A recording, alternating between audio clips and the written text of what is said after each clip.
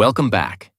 This is part 15 of our journey, and today we're tackling the moment every backup strategy is really built for: when something gets lost.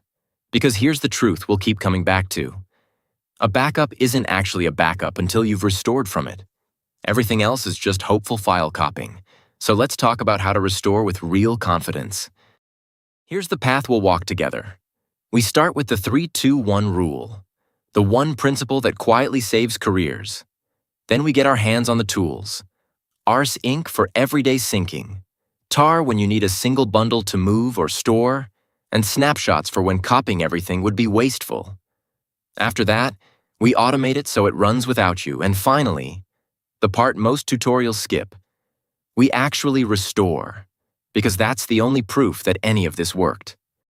So let's start with that first principle, the 3-2-1 rule. 3 copies of every file that matters. The original counts as 1, so you need 2 real backups.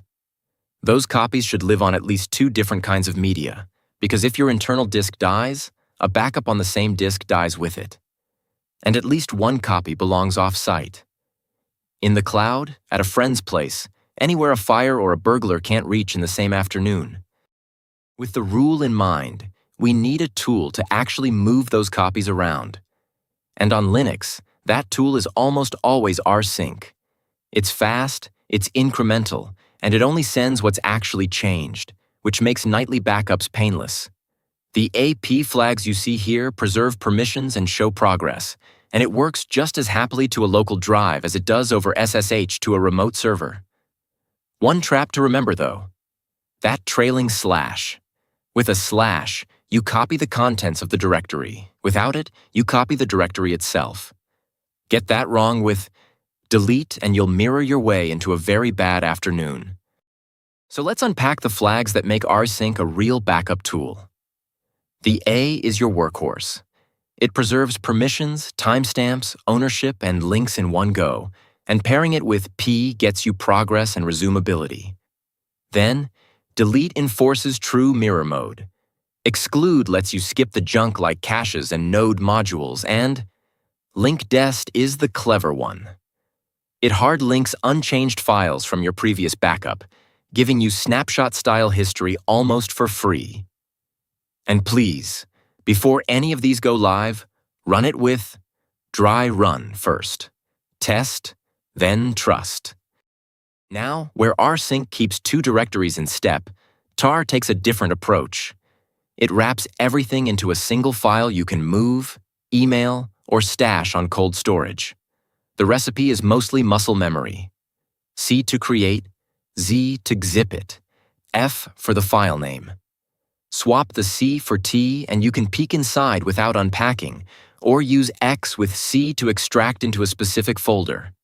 And remember, that tarball isn't a backup until you've actually opened it back up somewhere and confirmed your files are really in there. So how do you choose between them? Reach for rsync when the same data lives in 2 places and keeps changing.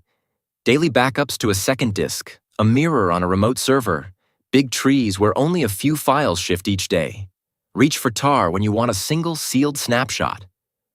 Archiving a project before a rewrite, handing a folder to a colleague, or tucking something away in cold storage. Different jobs, same promise. Files you can actually get back. Now, there's a third option that sits below both of those, the snapshot. Instead of copying data, a snapshot freezes the file system at a single moment in time, almost instantly and at almost no cost. On BTRFS, it's a one-line sub-volume command. ZFS does the same thing, with the bonus of being able to send and receive snapshots between machines. And if you're on XT4 or XFS, LVM gives you the same trick at the block level. But here's the catch. A snapshot lives on the same disk as the original. If that disk dies, both go with it. So treat snapshots as a fast undo button and still send the data elsewhere with rsync. Which brings us to the rule we all learn the hard way. A backup you forget to run isn't a backup. So let's hand the job to Cron. Open your Cron tab with Cron tab. E. Drop in one line that runs rsync every morning at 3. Append the output to a log so you can check it later. and confirm with cron-tab L. 5 lines, and your backups now run while you sleep. We'll unpack those 5 timing fields properly in part 16. For now, just trust the pattern. And here we arrive at the part almost everyone skips, actually restoring. A backup you've never pulled back is just a hopeful guess, so let's make it real. First, restore into a temp directory like acha tmp restore, never straight over your live files. Then spot check. List what came back, diff it against the original, open a file or two, and put a recurring reminder on your calendar. Once a quarter, restore something at random. That's how you catch silent corruption in a cron job that quietly broke 6 weeks ago. Now restoring is only useful if you backed up the right things in the first place. Start with home. That's your irreplaceable user data. Then, etc., which saves you hours of reconfiguring when you rebuild. var lib holds your database files, though for live databases you really want a proper pg-bot dump or myscal dump, not just a file copy that catches them mid-write.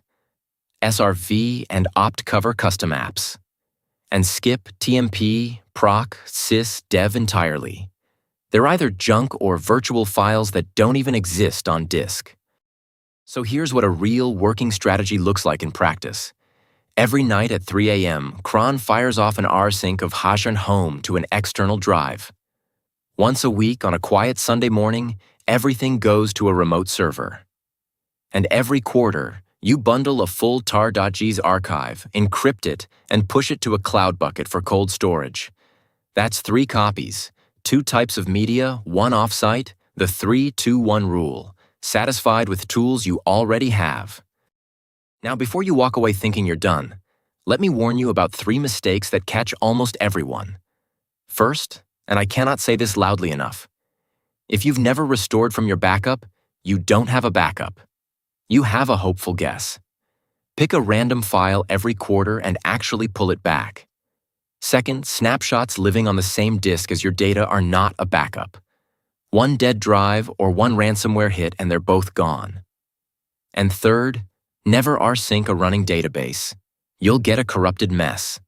Use pg-dump or myscal dump first, then back up the dump. With all that in mind, here's your pocket reference. The handful of commands that'll carry you through 90% of real backup work. rsync with AP for smart, resumable copies and the dry run variant with delete whenever you're about to mirror something irreversible. tar for bundling and extracting archives. pg-dump for databases that outlive their own software versions. And BTRFS snapshots when you need an instant point-in-time copy to ship offsite. Memorize these 6, and you're genuinely dangerous. In the good way. So let's pull the whole lesson together into 5 things worth remembering. 3 copies, 2 media, 1 offsite. That rule alone will save you. Use rsync for ongoing sync and tar for archived snapshots. Remember that local snapshots aren't backups until they leave the disk, and live databases need a proper dump before you copy them. And the one that ties it all together, if you've never restored from a backup, you don't have one. You have a hope. Test quarterly. And that brings us to what's next. In part 16, we'll shift from backups to scheduling. Cron-tab syntax, system timers, and anacron for machines that aren't always on. Because a backup script you have to remember to run isn't really automation. So fire up your editor, type cron-tab E, and I'll see you in the next part.